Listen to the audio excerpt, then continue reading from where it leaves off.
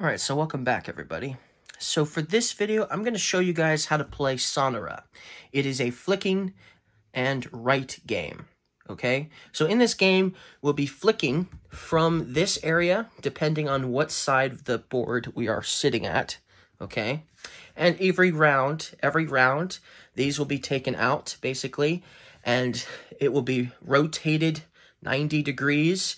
So you'll have a new zone in front of you. Each round, it'll be a different zone in different orders, basically.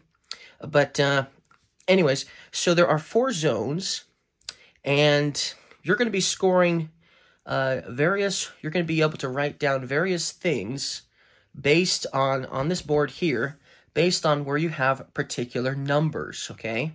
And not only are there 4 different zones, but there's bonuses within each zone that will identify a different zone that will basically give you a better score, basically, a bonus, if you will, okay? And so this first zone here is known as the Cliff Ruins Zone. This zone here is the Canyon Zone. This zone here is the Creek Bed Zone. And this zone here is basically the Mud Cracks Desert Zone here. Now, that's a lot to remember, especially for me. I keep forgetting which of the zones and what they're called. So another easy way to determine which zone is which is if you look here on this player board, you'll notice each zone is represented by an animal. And so I'm going to be referring to each zone as that particular animal zone. Hence the lizard, the fox, the owl, and the rabbit. Okay? So this first zone in front of us is the lizard zone, okay? This zone over here is the fox zone. This zone over here is the owl zone. And this zone over here is the rabbit zone, okay? And even when you look at bonuses, so let's zoom in a little bit. So even when you look at the bonuses that are on these locations, you'll notice they all have an animal representing them, okay? So that's another easy way to remember which zone is which. If you have a number, now here's the thing. If you have a number touching a bonus, so you see this 4, it's just barely touching this lizard bonus here. Even though it's technically within the zone here, it's actually going to count towards the lizard zone here because it's touching this bonus. So whenever a tile is touching a bonus, even if it's mostly still in the zone here, it's still going to count for the actual bonus zone it's supposed to be for. That might be a little confusing, yes, but just remember that their animals are on each of these circles that are within these zones. So it's easy to remember that at least. If you ever flick a tile into this center here, it's promptly removed. And then immediately, you must pick a spot to put it on. You can put it on one of the 4 animals of your choice, if it's your particular color, obviously. And you're going to get basically either an extra disc or extra points, basically for that region, for the round. Okay? So you get to choose at least if it ends up in the middle. And it's promptly removed before you flick another tile. So on your turn, you're going to flick a tile. When you're playing multiplayer, you're going to flick 2 tiles at once. And then all the other players will take their turn flicking 2 into here at once. So there's only 5 tiles for each player, right? So once you're down to your last one, then you'll flick 1 more for the last time for the beginning of the round. And everyone else will have just 1 more tile to flick.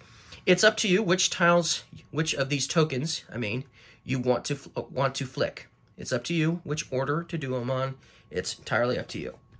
Okay? Now, each of these 4 zones are going to score, or they're going to let you fill in things based on a variety of different things. They're each different and unique, and sort of like, almost like as if you're playing a different mini game, because each of these are all different. So, one thing to mention, first of all, is there are 2 different kinds of bonuses.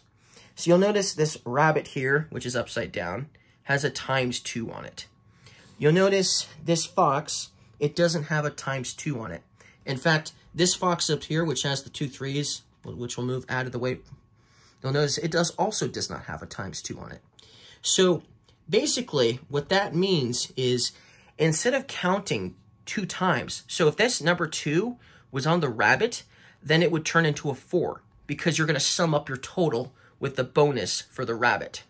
For the fox, you're going to get 2 of that number. So if I was the green player and I was touching the fox bonus, I'd get basically 2 discs of 3. And that's how the fox region works. So this 5, which is in the fox region, it counts as its separate number. You're not going to add up the numbers of everything of your color in the fox region, but you're going to have them as they are, whatever number they are, or of course, you might get a couple extra if it's touching the fox bonus, obviously, okay? That's how that works for the fox bonus. But that's not the only one that also likes to keep things separate as well. The owl zone does the same thing. So let's say if this 4 was not touching that lizard bonus, but it was still here with the 1 in this zone, this would count as 1 separate path, and this would be 1 separate path. So you'd be moving once as a separate path, and then you're going to be moving 4 times as a separate path. We'll explain it in further detail when we start marking up the board based on what we have here, okay? We're going to actually do a solo gameplay variant so you can kind of see how everything is going to work to some extent. And then, so that's how that would work. So these 2 zones are similar in the fact that they will let you basically separate the numbers, so they count each individual number is a number on its own. But these 2 are different. The lizard zone and the rabbit zone are different. You'll add up all of the numbers. So you see 4 and 5 are not touching any bonuses, but they're within the rabbit zone. So you'll add those 2 numbers up to make 9. So you'll sum up the total for rabbit zone and for the lizard zone. That includes the bonuses. So for instance, this 4 here is touching the lizard bonus. And there's a 5 for the blue in the lizard zone. So this would be 4 times 2, which is 8. Or not, 4 plus 4 is 8, because this is you're getting double, basically, of what this number is. So 8 plus the 5. So that's, well, you do the math. That's 13 points. So that's a lot more points, of course. So you're going to be basically summing up the score for each of those zones. Now let's talk about each of the zones in particular. In a multiplayer game, you notice each of these little groups is represented by a letter. So this one here is represented by A. So there's different, basically rocks, if you will, that have a different letter for each of these areas. Now you can go for whichever one you want first, okay? So let's say I was the blue player and I was getting 13 points for the desert ruins. I could fill in these hexes up to that number of 13. This one tells me there's 11 in this one full huge grouping here. So I could fill all of that in. If I was first player and I was going first, I could fill all that in immediately, and I'd still have 2 to put somewhere else that I could start working on. And then if I'm the first one to complete a area, I get the highest number value. So I'd get 15 points. Everybody else, once they complete this area, if they weren't the first ones to do it, they just get 13 points. So we're going to be competing for the lizard zone, basically. We're competing. And remember, it's turn order. So if I was the first player, and I would be the one scoring the lizard area first, okay? Then player 2, and so on, okay? That's how that would work. Now, while this is a competitive zone, these other 3 zones are not competitive at all.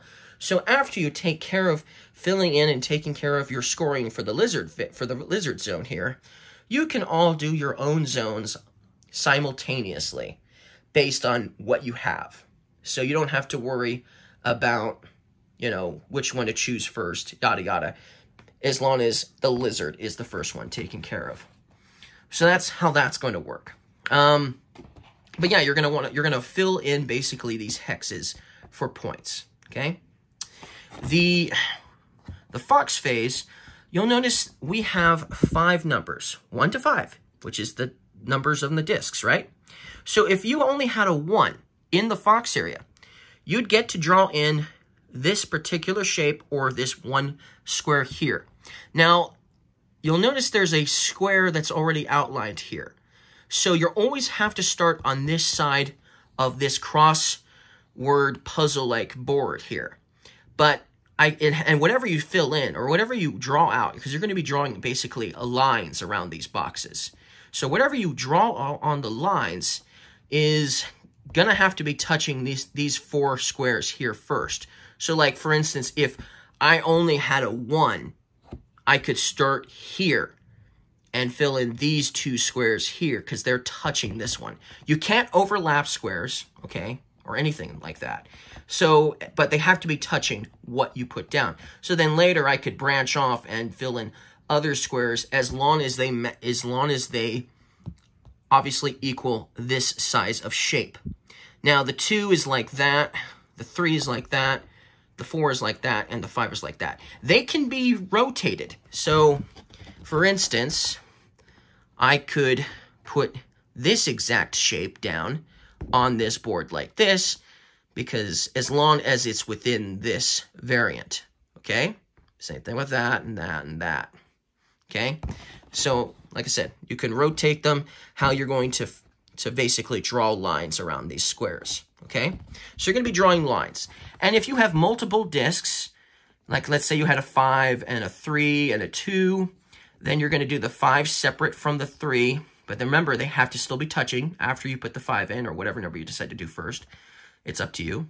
5, 3, and 2. So you'd be filling in 3 separate, basically, lines that surround and form a giant, well, shape, basically. Shapes. That's how that's going to work. Now, there are lots of other things going on with this one especially. You'll notice there's a lot of icons here. We've got this triangle with an arrow kind of like that around it. We've got this circle here. We've got this square here with the 2 arrows in it. And then we also have all of these different types of cactus. We've got the saguaro, which most people are familiar with, right? But then we've got these other 2 different types of, cacti. So when you surround, as in you outline and make a shape that surrounds one of these, you're going to cross it off up here, okay? And they're all worth the same amount of points, but if you fill in, like, let's say you cross off, like, 4 of the saguaros, then at the end of the game, you'll write down that you got 14 points for the saguaros, and so on. So it shows you how many points if you were able to, obviously, cover all of them or outline all of them. You could score a lot of points that way. Now, there's a lot of other icons here too. So these circles here, they will work with these discovery bonuses. So whenever you surround a circle like that, and there's some other circles here and there on the other zones. Whenever you fill in, basically surround it or fill it in based on the zone, you're going to get to do one of these discovery bonuses of your choice, okay? Which means it would work for the rabbit zone, which is this zone, the fox zone, which is here, and the owl zone, which is here. Now, you'll basically circle them to indicate you can utilize them later, okay? But you have to choose immediately once you get this discovery bonus, okay? You want to remind yourself that you've got it.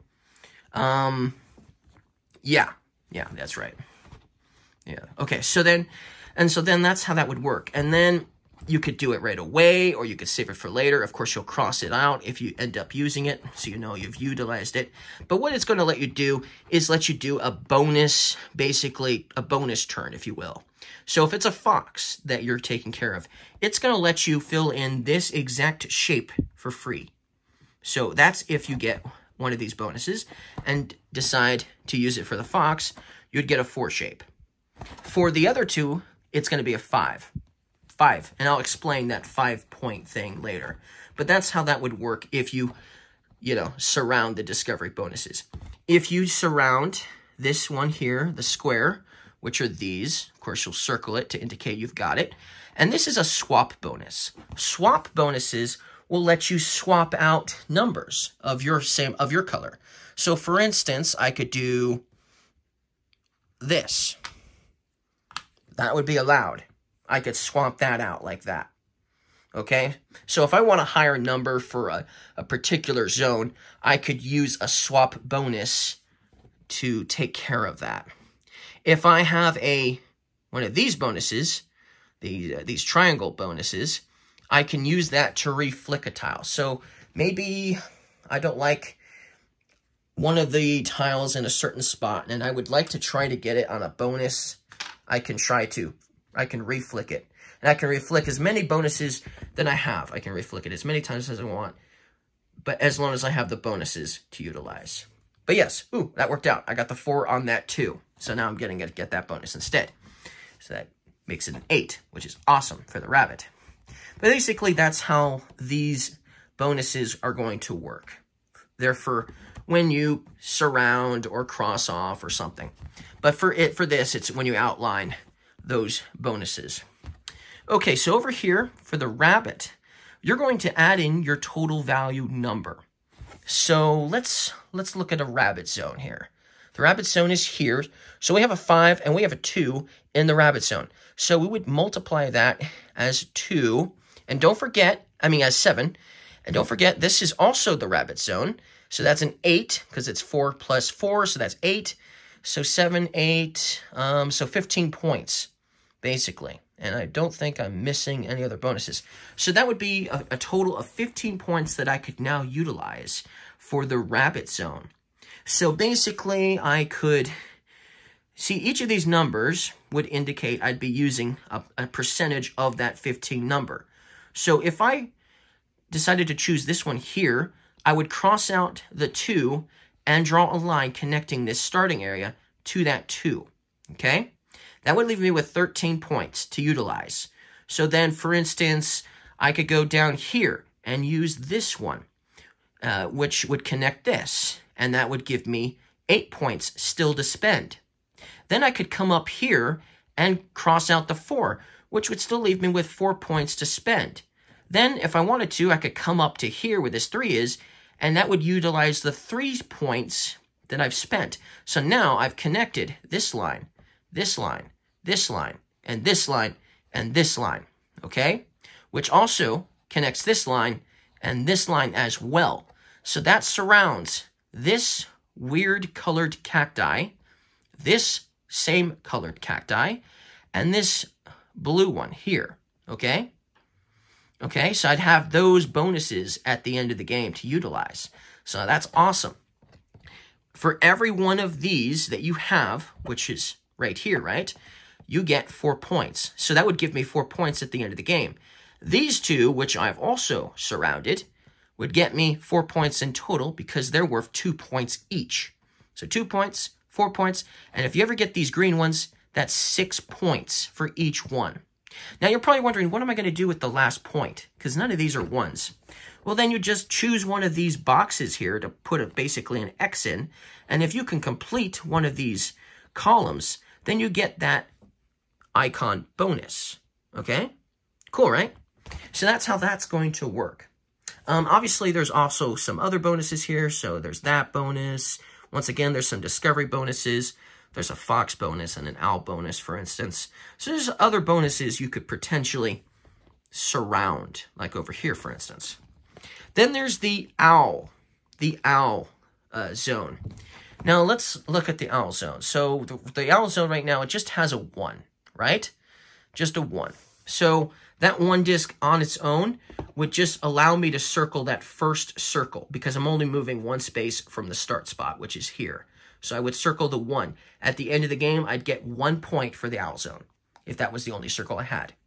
Do I have any other discs that are on a bonus, perhaps, for the owl zone? I'm trying to find. Let's see. It doesn't really... That's the owl zone. Okay. So you'll notice green has basically 2 ones for the owl zone. But let's just say it was, for instance, like this. The 5 was here instead. That would be 2 5s for the owl zone. So then green could basically do 2 paths of 5s. So he could cross off 1, 2, 3, 4, okay? And then circle this one here, which would give him 1 point. That's an idea. But he could do something like this. He could do 1, 2, 3, 4, 5. He'd circle this one, and all the other numbers would get crossed off, which means you can't use those again. And then let's say that, like I said, that's the case. So there's a circle here now. So now he still has 5, right? So he could do 1, 2, 3, 4, and 5, circling the 2, giving him 2 points. So there's some strategy. Obviously, you're going to want to try to do it so you can get the higher numbers for extra points, like these 10s here, for instance. And if you get the bonus, if you get to circle a bonus, that means you get the bonus. If you cross off the bonus, no bonus for you. But that's how the different zones are going to score, basically. And then whoever has the most points would win the game, obviously. There's a nice little handy spot where you can write down how many of each of the animal zones scored and how many points in total you have, and you would win the game. So I'm going to do a little gameplay video to kind of show you guys how you play the game in solo mode. Because there's some slightly different rules, especially with this lizard zone here. There's some slightly different rules. I'm going to try to do the best I can. These markers aren't in the best of shape they can possibly be. So we'll see how it goes for a video. And I'll try to play a few rounds, at least two rounds of gameplay, just to show you guys how this game will work as far as gameplay is concerned. All right, I'll see you guys in the next video. And if you guys liked this explanation, don't forget to leave me a like. I'll see you guys in the next video.